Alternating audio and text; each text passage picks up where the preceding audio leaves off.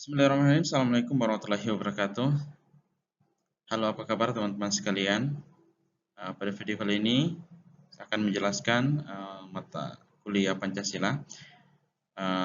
Tolong nanti teman-teman disimak ya untuk penjelasan materi pada video kali ini. Oke, untuk bahan kajian yang akan kita bahas ya. Yang pertama ini tentang sejarah perjuangan bangsa Indonesia. Kemudian ada perumusan sila-sila Pancasila, kemudian ada Piagam Jakarta, kemudian ada proklamasi, dan yang terakhir ada pengesahan Pancasila dan Undang-Undang Dasar 1945.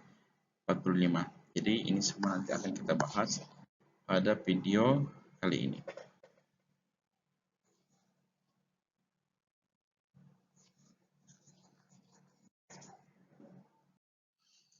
Nah, yang pertama berkaitan dengan sejarah perjuangan bangsa Indonesia.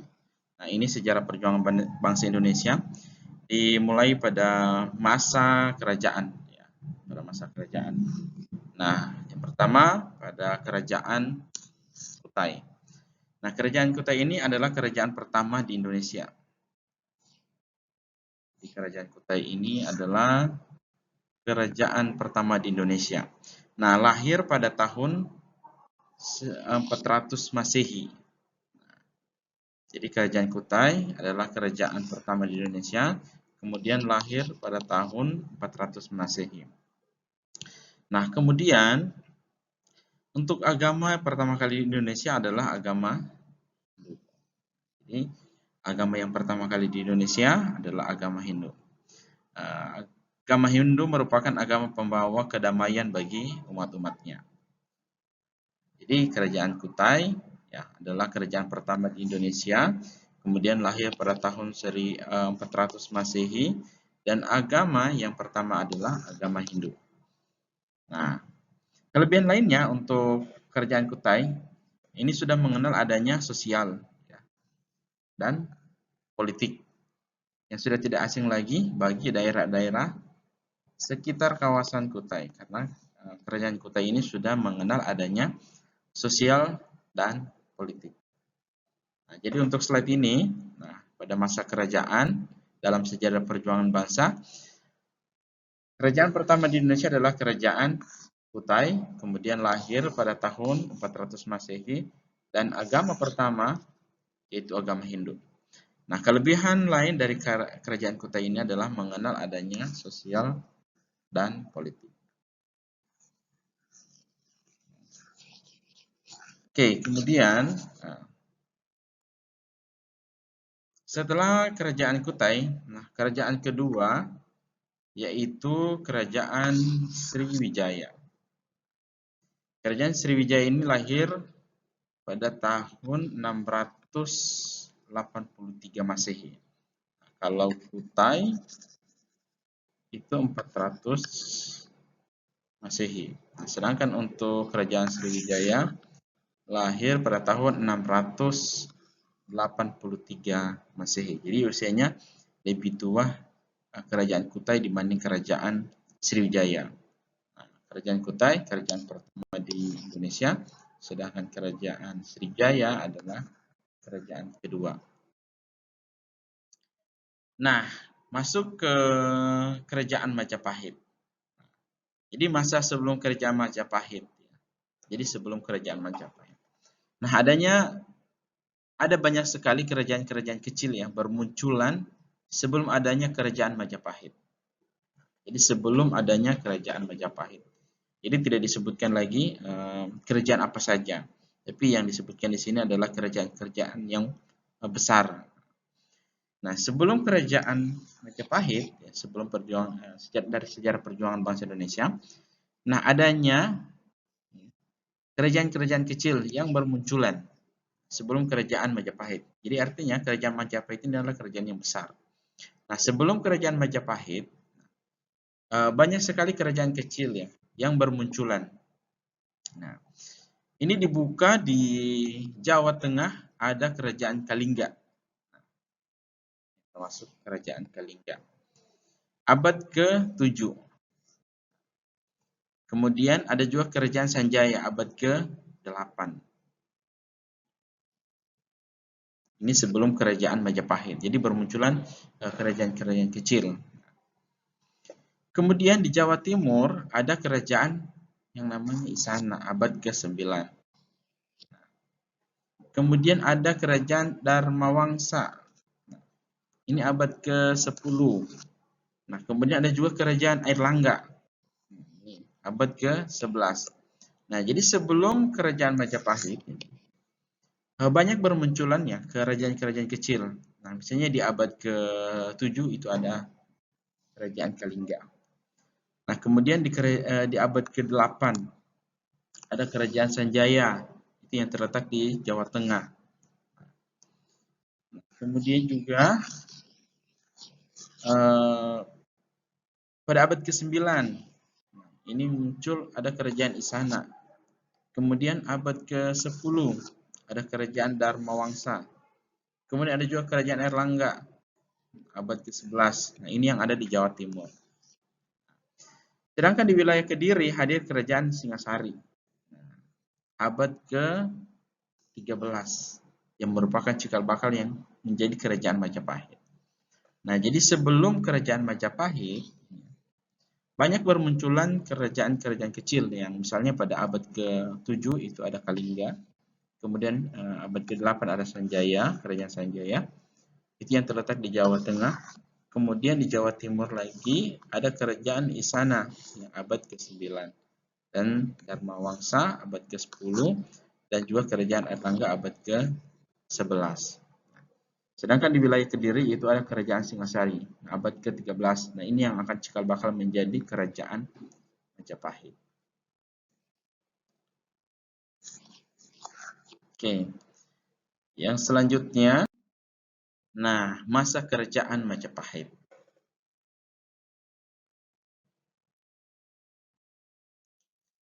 Nah, masa kerajaan Majapahit lahir pada abad ke-14. Ya. Pada abad ke-14. Setelah kerajaan sebelumnya, ya, yang ada di Kediri tadi. Nah, 1 abad setelah Singosari berdiri. Majapahit sangat terkenal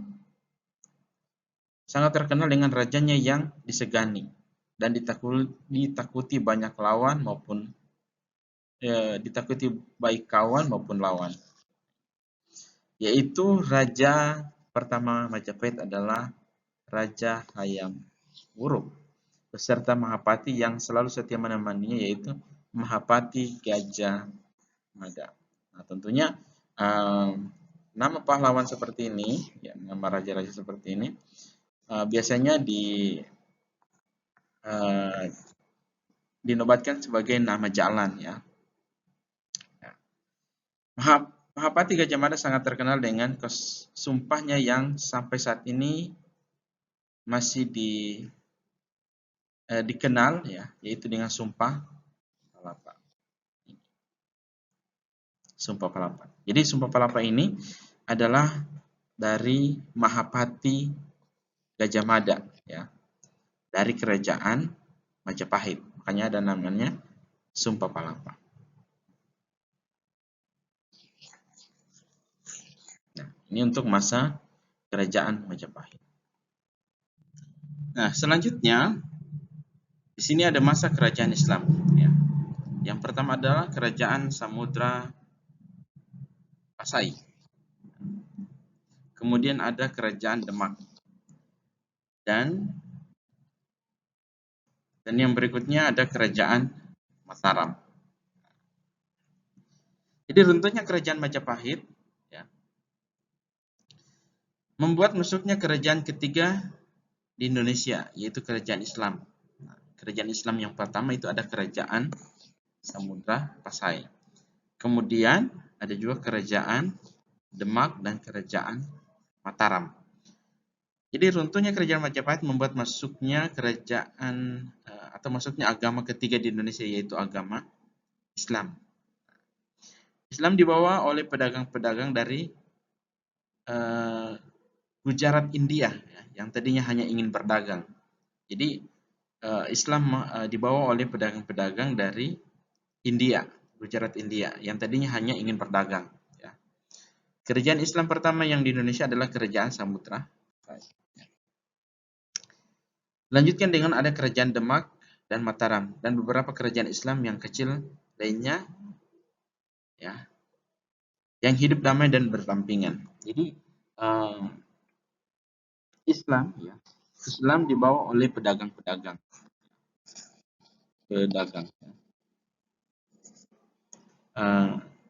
dari Gujarat India, ya, dari India. Jadi tadinya hanya ingin berdagang, ya. Jadi Islam dibawa oleh pedagang-pedagang dari Gujarat India yang tadinya hanya ingin berdagang. Ya. Tentunya kerajaan Majapahit membuat masuknya agama ketiga di Indonesia, yaitu agama Islam. Jadi yang pertama adalah Hindu.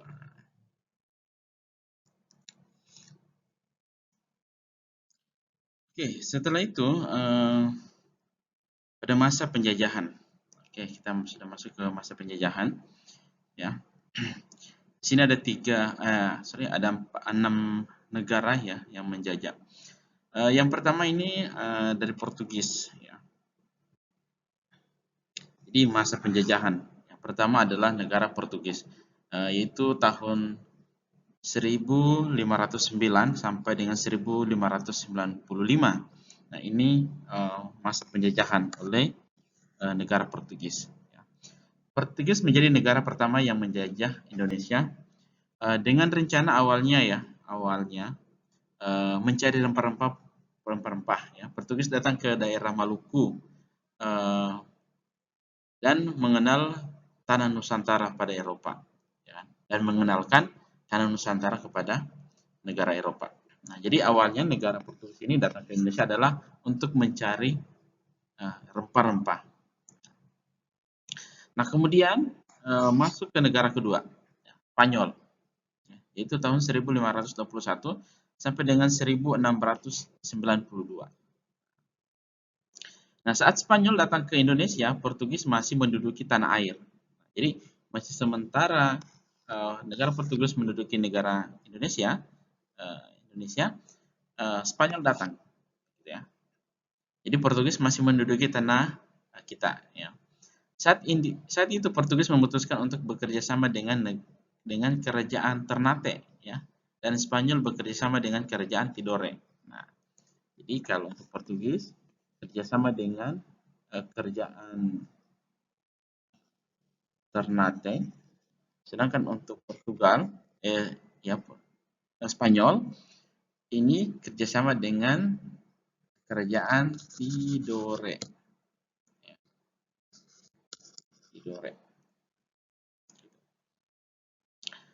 Nah, kemudian negara selanjutnya itu negara Belanda, yaitu tahun 1602 dan 1940 sampai dengan 1942. Nah, jadi negara paling lama menjajah di Indonesia adalah yakni mencapai 346 tahun, sebanyak 4 dari 5 pulau besar di Indonesia berhasil ditempati oleh Belanda. Jadi negara paling lama menjajah Indonesia adalah negara Belanda. Itu sekitar 346 tahun. Ya. Sebanyak 4 dari 5 pulau besar di Indonesia berhasil ditempati Belanda. Nah, kemudian ada Prancis, disusul dengan negara Inggris, dan ada Jepang. Nah, jadi ini sejarah perjuangan bangsa Indonesia di masa penjajahan. Yang pertama ada Portugis, kedua Spanyol, ketiga ada Belanda, kemudian Prancis, Inggris, dan Jepang.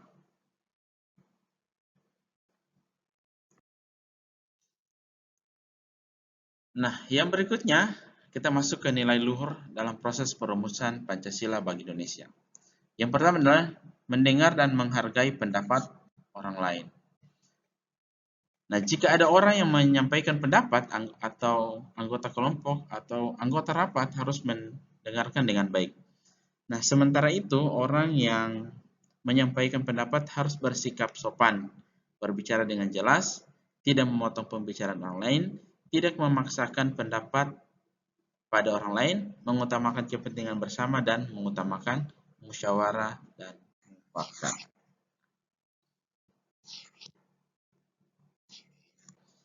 Kemudian yang kedua, menerima keputusan yang diambil dalam rapat atau pertemuan. Sebuah rapat membahas sesuatu untuk menghasilkan kesepakatan ataupun keputusan. Nah, keputusan yang diambil harus diterima dengan ikhlas dan terbuka meskipun keputusan bersama itu tidak sesuai dengan pendapat pribadi. Nah, jadi apabila ada usulan kita, ya, kemudian usulan itu tidak diterima, maka kita harus menerima dengan ikhlas dan lapang dada, ya. Karena suara yang terbanyak itu adalah yang diambil untuk diputuskan, ya. Kemudian yang ketiga, kerja keras. Dalam proses perumusan Pancasila, para tokoh berjuang keras untuk merumuskan dasar negara.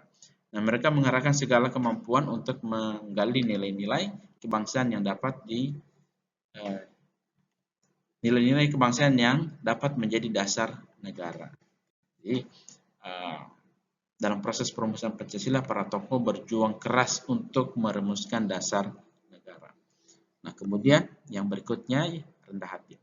Nah, nilai luhur perumusan Pancasila bagi bangsa Indonesia selanjutnya adalah rendah hati. Ya. Rendah hati. Dalam perumusan Pancasila sebagai dasar negara, para tokoh berdebat, ya, dalam menyampaikan pendapat.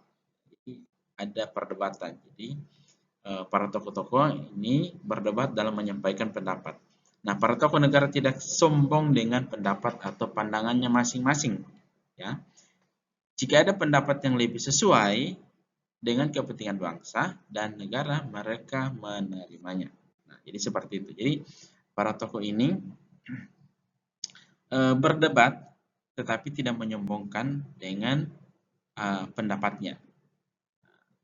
Jadi jika ada pendapat yang lebih sesuai dengan kepentingan bangsa dan negara, mereka menerimanya. Jadi apabila ada dari tokoh lain berpendapat dan sesuai dengan kepentingan bangsa dan negara, maka tokoh yang lain menerima dengan rendah hati. Kemudian mengutamakan persatuan. Meskipun berbeda pandangan, nah dari tokoh-tokoh ini berbeda pandangan tentang perumusan Pancasila. Jadi meskipun berbeda pandangan, para tokoh mengutamakan persatuan dan kesatuan bangsa dan negara.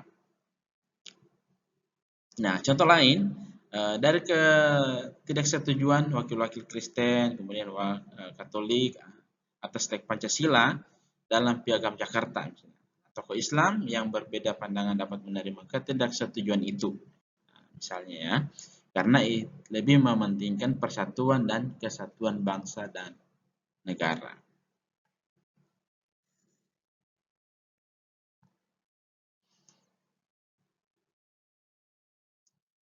Nah, kemudian selanjutnya ada rela berkorban. Nilai luhur perumusan Pancasila bagi bangsa Indonesia selanjutnya adalah rela berkorban. Perumusan Pancasila membutuhkan banyak pengorbanan, baik waktu, biaya, tenaga, dan lain sebagainya. Tetapi demi kepentingan bangsa dan negara, pengorbanan menjadi bermanfaat ya bagi masa depan bangsa dan negara. Pengorbanan merupakan bakti kepada negara. Kemudian melaksanakan keputusan bersama.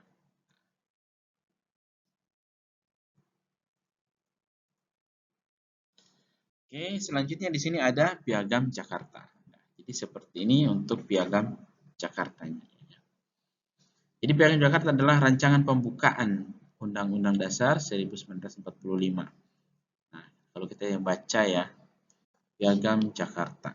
Nah, kita bisa langsung. Oke. Sesungguhnya kemerdekaan itu ialah hak segala bangsa, dan oleh sebab itu maka penjajahan di atas dunia harus dihapuskan karena tidak sesuai dengan pri kemanusiaan dan pri keadilan. Nah, ini seperti yang kita baca ya pada setiap hari Senin, kalau dia selesai itu setiap hari Senin baca undang-undang.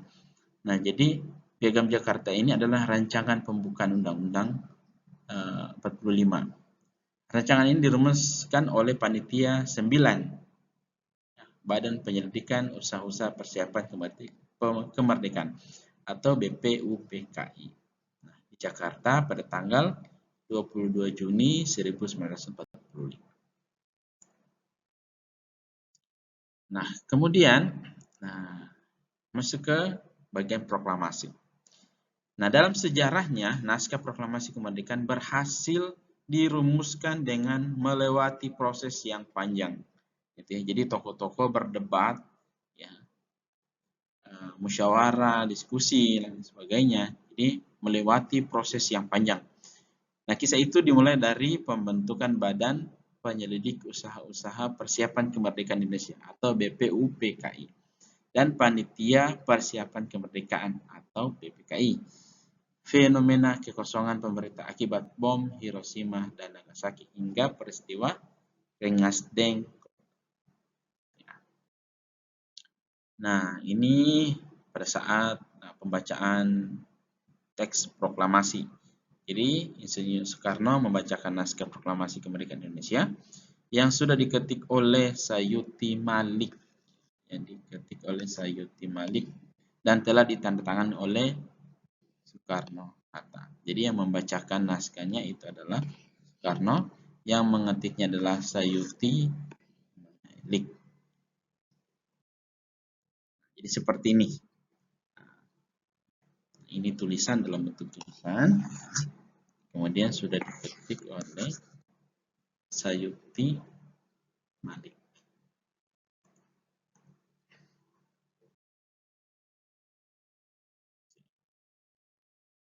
Ini teman-teman bisa perhatikan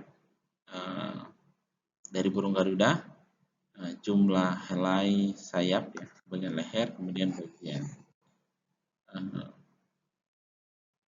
bagian sayap, ya, kiri kanan, kemudian bagian ekor, ya, kemudian ada tulisan Bhinneka Tunggal Ika. Oke, demikian untuk hari ini. Lebih dan kurangnya mohon maaf, ya. Kalau nanti diputar kembali penjelasan video ini, mudah-mudahan teman-teman bisa mengerti, ya. Nanti kita akan lanjutkan di kelas. Baik, wassalamualaikum warahmatullahi wabarakatuh.